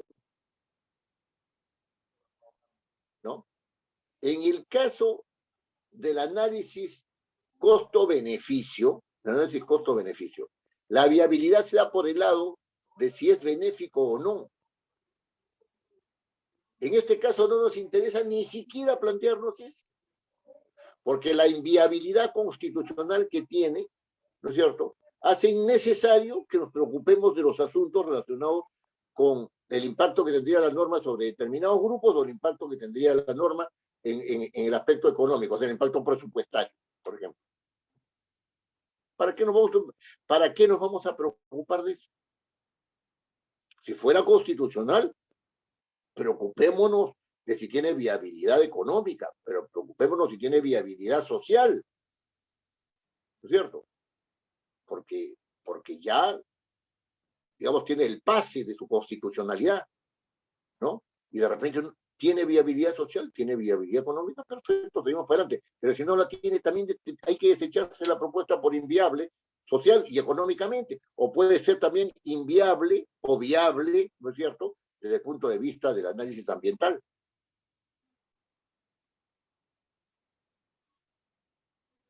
¿No? Entonces, no todas las reglas son aplicables en todo momento, es cierto. Pero si se cumple con determinadas reglas, hay una especie de sucesividad. ¿Qué significa que hay una especie de sucesividad? Como les venía explicando, ¿no? Si se ha recorrido el ámbito constitucional, con éxito, pasamos al otro ámbito. Los otros ámbitos seguimos para adelante. Pero si en alguno de esos ámbitos se detecta la inviabilidad de la norma, entonces, de la propuesta, perdón, entonces no hay nada que hacer, no se continúa con la propuesta. En este caso, por ejemplo, la ley de delegación de facultades tributarias, que ha pedido la señora presidenta del Consejo de Ministros al presidente al Parlamento, ¿no? En realidad lo ha pedido el presidente de la República porque él es el único que puede enviar, ¿no?, un proyecto de ley de delegación de facultades, que es lo que hay que hacer, ¿no es cierto? Proyecto de ley de delegación de facultades, ¿no? Entonces, ¿qué ha pasado? Se ha armado una discusión acerca de la viabilidad del proyecto. Los más radicales han dicho eso es un suicidio, porque a la ineptitud que tiene el gobierno, estoy pensando como ellos, a la ineptitud que tiene el gobierno se suma su ignorancia en esta materia. Y por otro lado, hay otros que han dicho, o que dicen, que si no hay una reforma tributaria, entonces no vamos a tener plata para las grandes obras, para lo que queramos. Esta segunda posición está apuntando a tener plata para el sector social, no para el sector económico, sino para el sector social. O sea, con ese destino, 11.000 millones de soles. Entonces, la discusión, pongámoslo en estos términos, es constitucional, porque hay que evaluar, ¿no es cierto? Hay que evaluar. ¿Es constitucional el pedido de delegación de facultades tributarias? Algunos piensan que normal que le den facultades. No está prohibido por la Constitución. No hay una prohibición expresa en la Constitución. En derecho público se dice que eso está y punto. Hay otros como yo que no se pueden dar facultades a ninguno, a ningún ejecutivo que le pueden dar facultades tributarias. Hay un tema constitucional. No es porque yo quiera, que yo no quiera, no. Yo, examinando las examinando las normas constitucionales, yo he llegado a la conclusión de que hay fundamento para sostener de que esas facultades tributarias, ¿no es cierto?, no pueden ser objeto de pedido del Poder Ejecutivo. No se les puede dar. Sería inconstitucional darles esas facultades tributarias. Hay personas que se han ubicado en el nivel intermedio. El doctor Izquierdo, por ejemplo, que es un economista conocido aquí en el Perú, ¿no?, ha dicho que González Izquierdo, ha dicho que todo lo que sea delegación de facultades para evitar la elusión, ¿no?, tributaria, la evasión tributaria, ¿no es cierto?, para mejorar las maneras de obtener los impuestos, para anchar la base tributaria, etc. Todo eso está perfecto. Pero para modificar tributos, de ninguna manera. De ninguna manera. ¿No? Entonces, fíjense qué interesante es el debate. Este es un debate de carácter constitucional que tiene aristas inmediatas de carácter económico. ¿No? Cuando el Poder Ejecutivo, si se le otorgan las facultades, envíe sus decretos leyes acá, sus decretos legislativos acá, ¿no?, al Parlamento para su control. ¿Sabe qué cosa va a hacer el Poder Legislativo? Según la tradición, ver si se han salido del marco o no se han salido del marco. Eso hasta parece ser una broma, pero es la tradición parlamentaria. Y si resulta de que elevan los tributos sin ningún fundamento, solamente para hacer caja, y que a la larga, después de 4 o 5 años, va a haber un deterioro de la economía por una retracción del gasto o de la inversión, ¿dónde está la medida de eso? ¿No? ¿Dónde está la medida de eso? Entonces, allí el análisis económico, ya no constitucional, sino el análisis económico, adquiere particular importancia. ¿No? Entonces, ¿a qué poblaciones o no va a afectar esta alza de tributos, esta disminución de tributos, etcétera, ¿no? O sea, ¿a qué parte de la población, ¿no? ¿A quiénes va a beneficiar? ¿Cómo va a salir beneficiado el Estado con una mayor captación, con una menor captación? ¿Hacia dónde se van a destinar esos recursos? Etcétera, etcétera, etcétera.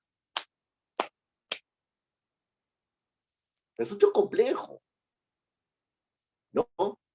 Y hay una responsabilidad enorme, porque eso puede conducirnos a una pobreza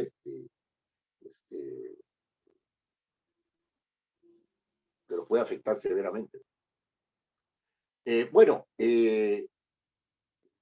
Sobre este asunto, antes de entrar al otro proyecto, ¿hay alguna pregunta que quieran hacer? ¿Hay alguna reflexión que quieran hacer? Otro. Diga, Josafat. Doctora, la que pasa es que, por ejemplo, este proyecto de ley no tiene trascendencia, ¿no? La verdad que es muy gracioso. Es simplemente para llamar la atención. O sea, se contradice en algunos párrafos, que puede ser un mínimo de realidad, pero la mayor parte de sus párrafos se contradicen, ¿no? En cuanto a eso, incluso ya hay un decreto de urgencia, ¿no?, que es el 003-2007, y tiene el código de, ¿cómo se llama?, de 30 y tantos, el otro 31, 38, 30. O sea que ya está propuesto, ya tiene el presupuesto establecido. Simplemente tiene que canalizar el congresista, ¿no? Canalizar vía un oficio, como decía, al Ministerio de Transportes o al PCM. De tal manera se regularice Y como dice, pues no tiene fundamentos, no tiene argumentos y de todas maneras en el pleno de una discusión en un proyecto de ley esto se envía para el archivo. Así es, así es. Ese proyecto, Josafat, no debía ni haber sido admitido. Y fíjese, los que trabajan en el Parlamento, los que trabajan en asuntos que tienen que ver con asuntos legislativos, ¿no? Sean regionales, municipales, etcétera, ¿no? Tienen que darse cuenta de algo en razón de lo que les voy a contar. Hace algunos años, un oficial mayor de acá, del Perú, viajó a República Dominicana. Y en República Dominicana recibían el proyecto y una oficina que depende de la Secretaría General, o sea, de la Oficialía Mayor, se encargaba de hacer 3 informes sobre el proyecto. Uno era sobre si cumplía con los requisitos de admisibilidad. El otro era sobre la situación legal del tratamiento de la materia legislable. Porque ¿qué se hacía con un proyecto de ley si esa materia ya está legislada, ¿no es cierto? ¿No? Y en tercer lugar, había un informe de técnica legislativa. Y vino de República Dominicana y dijo, nosotros tenemos esa oficina en el reglamento y la vamos a hacer funcionar.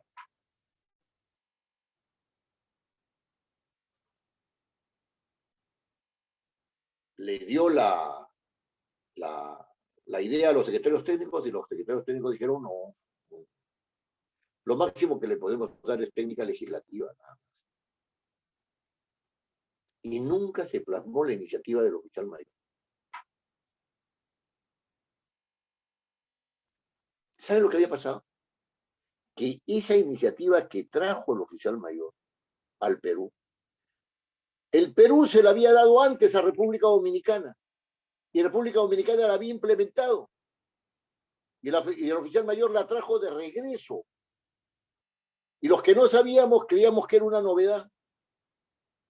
Lo que nosotros les sugerimos a ellos que se hicieran, lo hicieron y nosotros no. No hay filtro. Y por eso es que este proyecto de ley, ¿no es cierto?, ha llegado hasta comisiones. Probablemente se haya aprobado, no le he hecho el seguimiento. Cuando no debía haberse aprobado. Esto está indicando la baja institucionalidad, o sea, que no hay reglas. El Parlamento no se siente en la capacidad de exigirle a los congresistas que hagan los asuntos con seriedad. Sí lo ha hecho antes, ¿eh? Sí lo ha hecho antes. Ahora, hace 25 años, no me hagas problema, compadre. Recíbelo nomás lo que haga. ¿No? Entonces, el Parlamento ha perdido su prestancia, su prestigio, justamente entre otras cosas, por esto. ¿Hay alguna otra pregunta sobre este asunto?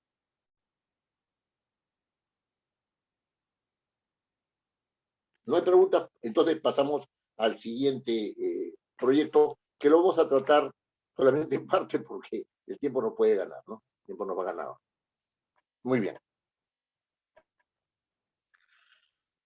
El proyecto 6598-2020, ¿no? CR, es decir, que ha sido elaborado y presentado por un congresista, ¿no? En su parte, digamos, de presentación de la fórmula, ¿no? Dice lo siguiente, ¿no? No estoy tocando la sumilla de la derecha porque eso no tiene importancia para el proyecto, ¿no? O sea, puede darse como no puede darse. Pero vamos a la fórmula introductoria, ¿no? Los congresistas, miembros del Grupo Parlamentario de Acción Popular, a iniciativa del congresista Juan Carlos Oyola Rodríguez, al amparo dispuesto en el artículo 107 de la Constitución Política y conforme lo establece el numeral 2 del artículo 36 del Reglamento del Congreso de la República, presenten el siguiente proyecto de otorgamiento, etc. Esta fórmula tiene los mismos efectos, ¿no es cierto?, que la fórmula anterior, o sea, está sujeta a las mismas críticas. Es decir, el titular de la presentación es el congresista o los congresistas que son autores y que son parte del grupo parlamentario. Que son parte del grupo parlamentario. ¿No? ¿Es copia fiel del otro proyecto de ley? Digamos que está en la misma lógica. No sé si Sí. sea copia. Lo congresista dice. Está en la misma copia, está en la misma lógica, digamos, ¿no? Sí, Y sí, lo congresista. sí, y además dice muy bien que lo que establece el numeral 2 del artículo 76, perfecto, eso sí lo ha precisado, porque el numeral 2 está referido básicamente a cómo es que los grupos parlamentarios, ¿no es cierto?, tienen que apoyar, ¿no es cierto? Es decir, el número de firmas que deben haber, etc. ¿No? Pero no cita el artículo 75. Esta omisión del artículo 75 es muy interesante, porque puede dar cuenta de que el gobierno no está consciente de que tiene que cumplir con los requisitos que están allí, es decir, tiene que decir cuál es el problema que se pretende resolver, cómo impacta la norma en otras normas, cómo impacta socialmente y económicamente, si tiene un impacto de carácter ambiental, etc. Entonces, prácticamente el artículo 75 es la formalidad, es como decir, como se llama, de acuerdo al artículo del Código Penal, no establece, ¿no? Con realidad. Claro, sin referirse a delitos, ¿no? Sin referirse a delitos. Pero el proyecto tiene que tener en cuenta lo que dice el artículo 75. Porque no porque a mí me guste o no me guste, sino porque las condiciones que establece ahí son condiciones exigibles lógicamente. O sea, si no puede fundamentar un proyecto de ley, mejor no lo presente, pues, porque no vamos a saber lo que estamos haciendo. Oye, haz esto, ¿no? O sea, yo no soy pues una persona, o sea, en este mundo uno no es persona que recibe órdenes y que las ejecuta, ¿no? Es una persona que está mirando el asunto y dice, disculpe, pero acá yo creo que hay un problema, que esto, que el otro, ¿no? Muy bien. Presento el siguiente proyecto de ley de otorgamiento de pensión básica universal para todos los peruanos sin excepción. Doctora, hay una observación. Dice proyecto de ley, otorgamiento. Claro, Yo lo pondría que otorga, ¿no? Directamente le punto ley que otorga una claro, es que pensión. aquí hay varios errores, pues, porque dice el siguiente, y tiene que poner, ¿no es cierto?, centrado el tipo de iniciativa, proyecto de ley. Presenta el siguiente, proyecto de ley. Y después la fórmula, el Congreso de la República ha dado la ley siguiente. Y después coloca el título, ley por la que se otorga, ¿no es cierto?, pensión básica universal para todos los peruanos, ¿no? Si son todos los peruanos, es sin excepción, pues, ¿no? Para todos los peruanos, ¿no? ¿Qué tiene que decir eso, no? Hay redundancia, ¿no? ¿Ya? Entonces, proyecto de ley de otorgamiento de pensión básica universal para todos los peruanos. Ojo, primera pregunta. Primera pregunta, hay que arranque, hermano. La primera pregunta es, ¿otorgamiento de pensión básica universal para todos los peruanos? ¿Es una pensión básica universal para todos los peruanos? Pensión. ¿Y los que tienen pensión? O sea, ¿también para ellos les van a poner? ¿También a ellos van a recibir esta pensión básica universal? O sea, yo tengo una pensión de 3.000 soles. La pensión básica universal es 250. A mí también me toca. O sea, yo voy a recibir 3.250 soles de pensión. Allá que bacán. Estoy bien, pues. No le toca. No, eso no lo puedes saber. No lo puedes saber, Josafat. Lógicamente, ¿Sí? tú dices, eso es una incoherencia, pero es lo que está diciéndote el título. ¿Te das cuenta? Así. No hay que sospechar de que no es así. Sí. Pero vamos a leer la parte resolutiva. Vamos a leer la parte resolutiva. ¿No es cierto? Porque este es el título, Claro. ¿no es cierto? Este es el título. Sí. Muy bien. Muy bien. Entonces, ahora, artículo primero. Otórguese una pensión básica universal a todos los peruanos sin excepción y estén o no afiliados a un sistema previsional. Ya. Si estás en un sistema previsional, te cae la pensión básica universal, la PBU, ¿no es cierto? La PBU, te cae. Ahí está. Muy bien. Si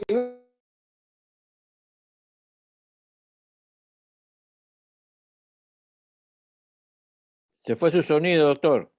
Se fue su sonido. para que estés en la pensión básica universal, para que seas sujeto de la pensión básica universal, que seas pensionista o que tengas una edad de pensionista, porque dices estén o no afiliados a un sistema previsional. Entonces no es para todos. Es para los que están en un sistema previsional y aquellos que teniendo la edad no están en un sistema previsional. ¿Sí? ¿Es así?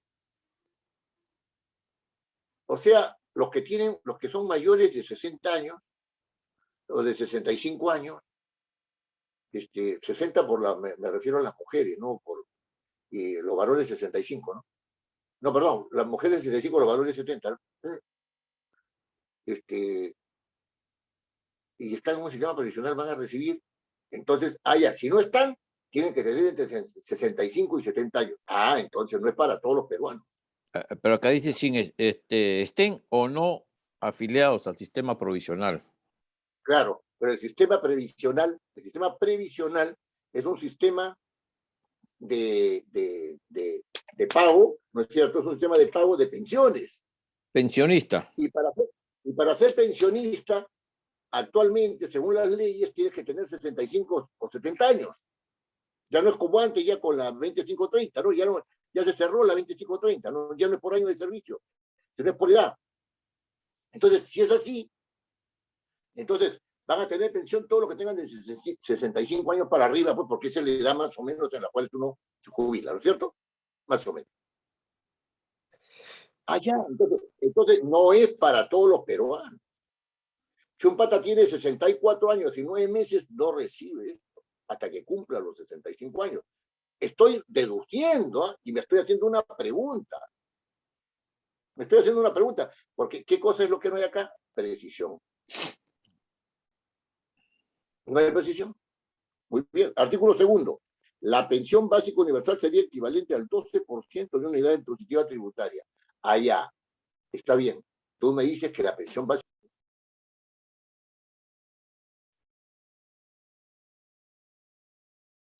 universal, Su audio se ha ido. el 12%, ¿se fue? Ya regresó. Ya. Si es que están llamando por teléfono. La pensión básica universal, ¿no es cierto? Va a ser el 12% de la unidad impositiva tributaria. Ya, entonces, la unidad impositiva tributaria está, suponiendo que esté en 6.000, el 12% van a ser 500 soles. Ya. 500 soles. Eso dice acá. Financiamiento. La pensión básica universal se financiará con el 2% de la recaudación anual del impuesto general a la renta. Entonces, yo recaudo del impuesto general a las ventas, ¿no es cierto? El Estado recibe el impuesto general a las ventas, ¿no es cierto? Tiene una masa ahí de dinero y de esa masa de dinero el 12%. Allá. Pregunta. ¿Cuántas son las personas que van a recibir esto? Porque es 500 soles por, ¿no? 6 millones de personas, 8 millones de personas, 10 millones de personas. Sí. ¿Cuánto es el 12% de una unidad impositiva tributaria regularmente en el Perú? O sea, lo acumulado, ¿no? De lo acumulado, el 12% de la unidad impositiva tributaria. ¿A cuánto equivale en dinero? ¿No? Me quedan esas preguntas. Vamos a ver cómo está la fundamentación al respecto. ¿No? Artículo 4. Los afiliados al Sistema Nacional de Pensiones, al Sistema Privado de Pensiones o cualquier otro que se cree en el futuro recibirán la pensión que les corresponda sin que en ningún caso dicha pensión sea menor que la PBU. Esto significa que esta norma está modificando los sistemas de pensiones y le está diciendo a los sistemas de pensiones de la 19.990, ¿no es cierto?, a los sistemas de pensiones de las AFPs, que no pueden dar una pensión menor, ¿no es cierto?, en ningún caso a la que se establezca para la pensión básica universal. Y aquí me surgen otras dos preguntas. ¿Se van a modificar esas otras normas referidas al sistema privado de pensiones y a la ONP?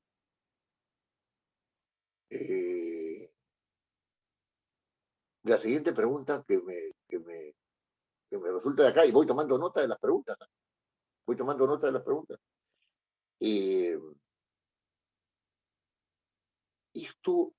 esto de acá significa que además si en el sistema privado de pensiones o en el sistema nacional de pensiones el mínimo es 500, eso quiere decir que la persona que recibe esos 500 va a recibir 500 más, porque así está en la norma, así está en lo anterior, de eso te deduce. Entonces, aquí ya tengo varias preguntas. La primera pregunta es, ¿qué edad se debe tener para ser considerado pensionista si es que no estás en un sistema previsional? O sea, para que recibas la pensión básica universal. Segunda pregunta, ¿qué se requiere? O sea, ¿cuánto dinero se requiere para en un año tener que pagar a todas esas personas, que no se sabe cuántas son, el 12% de la unidad impositiva tributaria? O sea, 500 soles en razón del 12% de la unidad impositiva tributaria, ¿no? Técnicamente esto estará bien, ¿no? 2% de recaudación, ¿no?, del impuesto general a las ventas. El impuesto general a las ventas, el 12%. Y la pensión no puede ser menor que el 12% de una unidad impositiva tributaria.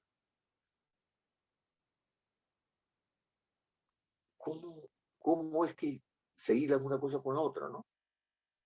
Entonces, seguimos acá. El Ministerio de Economía y Finanzas reglamenta la presente ley de los pasos 90 días de publicación del diario peruano. ¿Necesitará reglamentación esta ley? Debe ser por los aspectos administrativos, ¿no? Pero los aspectos administrativos son materia reglamentaria. Otra pregunta, ¿no? Que según la ley ya cada sector tiene que saber cómo la implementa, ¿no? Y la ley lo obliga a dar un reglamento, claro. Pero si la ley no lo obliga, o si no es necesario que en un reglamento la ley tiene que cumplirse igualito. Sí, hay que pensar, ¿no? Entonces, tengo todas esas preguntas. No, tengo todas esas preguntas respecto de eso. Ahora, esas preguntas que me han nacido, ¿no es cierto?, que me han nacido, digamos, de la primera lectura, me tienen que llevar a un El perro segundo... está ladrando. Sí, pues eso ya es inevitable. Entonces, eso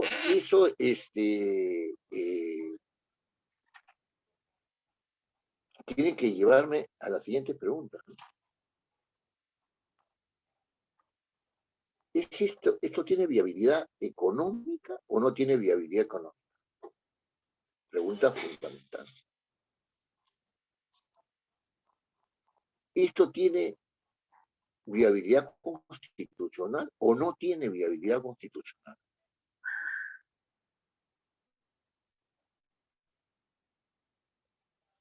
¿Dónde está el informe del Ministerio de Economía y Finanzas? Artículo 79 de la Constitución. A ver, leámoslo con detenimiento. Artículo 79 de la Constitución. Aquí está. Los representantes ante el Congreso no tienen iniciativa para crear ni aumentar gastos públicos, salvo por lo que se refiere a su presupuesto. ¿Está creando gastos públicos? Sí, sí está creando gastos públicos. El Congreso no puede aprobar tributos con fines predeterminados. ¿Esto tiene fin predeterminado? ¿Es un tributo con fines predeterminados? No ha creado un tributo, pero está diciendo que ese tributo se va a utilizar con un fin determinado. ¿Será que es inconstitucional? ¿No? En cualquier caso, las leyes de índole tributaria referidas a beneficios o exoneraciones, acá hay beneficios, ¿no? Se pretende dar un beneficio, ¿no? Ya, requiere por informe del Ministerio. ¿Dónde está el informe? No lo veo. No está el informe. ¿No? Solo por ley expresa aprobada por 2/3 del congresista puede establecer selectivo y temporalmente un tratamiento tributario especial para una zona determinada del país. No se aplica. Ahí no hay problema. ¿Se dan cuenta? Esta ley está siendo creada con un fin predeterminado. Es decir, el 12% puede ser destinado predeterminadamente para la pensión universal. ¿Qué dice acá? El Congreso no puede aprobar tributos con fines predeterminados, salvo por solicitud del Poder Ejecutivo. Este proyecto es un proyecto de un congresista. El derecho de iniciativa legislativa le corresponde entonces al Poder Ejecutivo. Se está incumpliendo el artículo 79. Ya. ¿No? Entonces, la pregunta. Otro tema es, ¿cuánto se recauda por el impuesto a la renta en el Perú en un año? Correcto. Tanto. Ya. Cada pensión va a ser el 12% de la unidad impositiva tributaria. Si está en 6.000, el 12% vendría a ser 720. Ya. 720. Ya. 720 ¿por cuánto?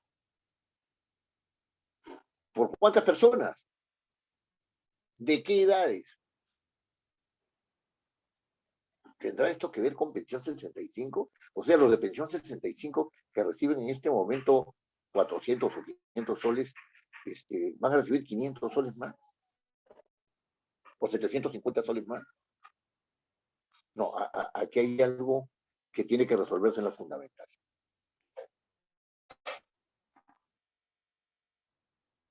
Entonces, yo estoy pensando estas cosas, ¿no es cierto? Porque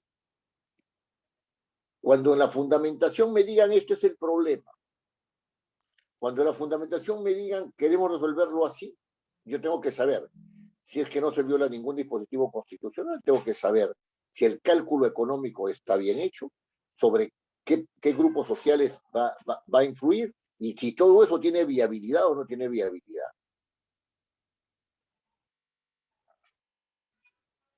Se los dejo para la próxima clase, porque ya nos han dado las 8:35 de la noche y en Argentina son 10:30. Pero vayan pensándolo, vayan recorriendo las reglas y las que se aplican tendrán que ser aplicadas y las que no se aplican no tendrán que ser aplicadas, ¿no? Esa es la razón, ¿no es cierto? Las reglas de técnica legislativa no son normas, son reglas nada más, porque no todas son de aplicación a todos los proyectos. ¿Ya? Muy bien, ¿hay alguna pregunta al respecto?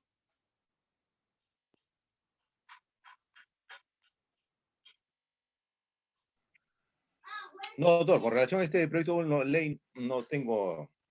Son temas casi, ¿cómo se llama? De números, doctor. El que le habla, Claro, yo soy muy fanático a los números. No, pero hay que problematizarse para evaluar.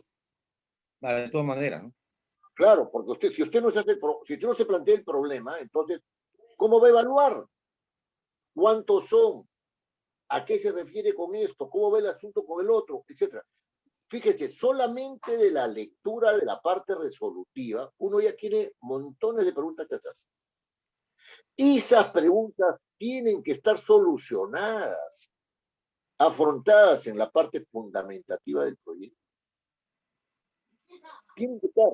Y para eso tienen ustedes los recursos. Tienen que tener un instrumento que se llama análisis de impacto normativo, otro instrumento que se llama análisis de impacto económico, ¿no es cierto? O ACB, si quieren, que es económico-social. Tienen un instrumento que se llama análisis de impacto ambiental, ¿no es cierto? Tienen una serie de instrumentos de organización del texto, ¿no? Y claro, cuando ya estemos más cerca del dictamen, ¿no? Habrá que ver cómo vienen también las opiniones, ¿no? Cómo se analizan también las opiniones sobre el proyecto de ley. Para la próxima reunión, ¿no es cierto? Les rogaría que leyeran con detenimiento esta fundamentación para ver si tiene viabilidad o no tiene viabilidad este proyecto. Una de las cosas que más preocupa es que los pensionistas que ahora están percibiendo una pensión, sea de 100 soles, de 300 o de 500, también recibirían el 12% de una unidad impositiva tributaria mensualmente. Preocupa no porque la idea no sea buena y que indique la generosidad de corazón de las personas, sino que tiene que aterrizarse con la disponibilidad presupuestal. Con eso tiene que aterrizar. Así que los dejo con para esta semana.